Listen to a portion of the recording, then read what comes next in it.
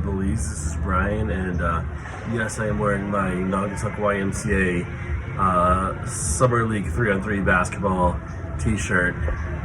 If you know, you know, but this shirt's like 25 years old. Anyway, just wanted to give you an update on my first gig last night at Sports Bar, and first of all, like, the venue has no floor and barely any walls. It's essentially like a roof and a bar. So I'm gonna add some pictures of that to this video, but the floor is just the beach. And so I got there, they set up these drums on the sand, and that was a interesting situation. And there's just dogs in the venue, so sitting like all around the drums. They were not afraid of loud noises at all. Speaking of which, I think there's like a steel drum band playing like literally down the block right now. But anyway, so this was the gig was more of like a live band karaoke, and then so like there's sort of a group of musicians, and then they have people come up and do songs, and everyone tries their best to sort of hack their way through whatever song people want to play, just looking it up on their phones. And this is an environment I'm very comfortable in, so I felt like that was very I was doing fine with that. Then when there's not someone who wants to do a song in between, the people, like the singer, the guitar player, they don't have like a consistent bass player, but like they have songs that they do in between when no one else is requesting to sing a song, and like half of those are in my band's repertoire back in Boston. So that was very, very familiar. But I was pretty much very surprised by the clientele that was there. I think a lot of expatriates from various different countries, and their song requests were very strange and bizarre to me, quite honestly. Like a lot of country music, man. Country music's just like all over the globe, and it's not great. I'll just leave it at that. But anyway, then the songs that we got to play in between those, I loved, and I thought the band was really like gelling, and it's amazing that like I met these guys literally like at 5 p.m. and like we were, I thought at our peak we were sounding pretty good. Then so a native Belizean showed up, who is like, I guess ostensibly their sort of like standard drummer, but he's not very consistent because he actually owns a restaurant, so he's busy a lot of the time, so they can't really count on him. So I was sort of filling in for him, but then he showed up later, and then so he wanted to play drums because he had like been working at his restaurant all day and wanted to play the drums, and they don't have a standing bass player. So I was like, yeah, fine, I'll play bass.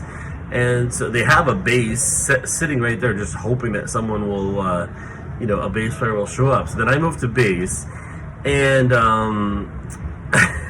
the best I can say is that it was like one of those situations where at the time I'm like, yeah, I'm doing pretty well. Like I'm just playing the root note, and I'm not doing anything like good on the bass, but I'm not holding it down.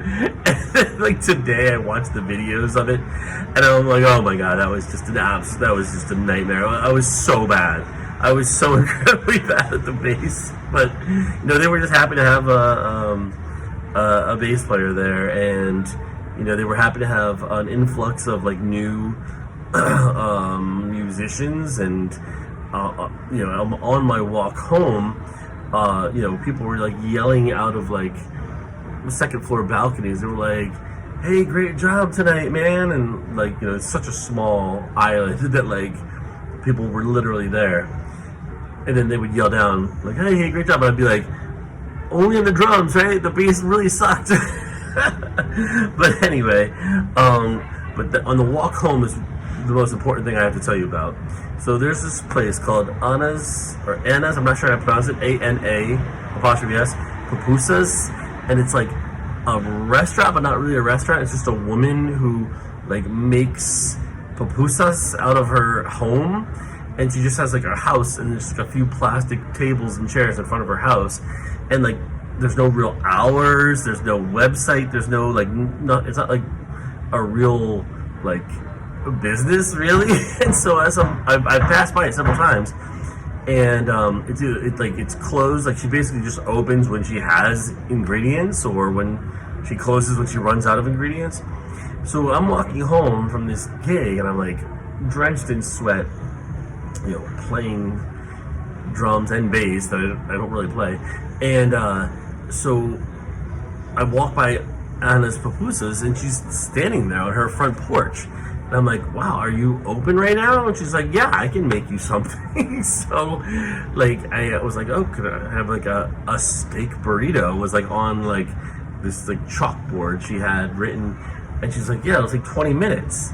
And I thought, at first I was like, that's a little odd. It was like 20 minutes, but then like she literally made the tortilla like in front of me. Like she had the masa, and she like cooked it.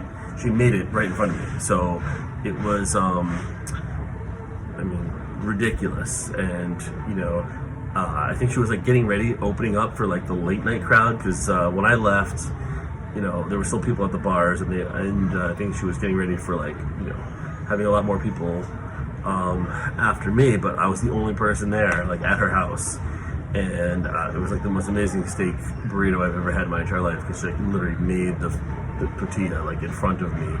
And I told her that I would write a review. You know, and I told her that like you know, she doesn't have like an online presence, and she was like, yeah, I can't figure out the Google. So I'm gonna do what I can to promote her business, because it's like probably one of the best meals I've ever eaten in my entire life, and it cost me 15 Belizean, so $7.50 US, for like a handmade, like she made the tortilla in front of me. So anyway, and I'll add some videos of the performances.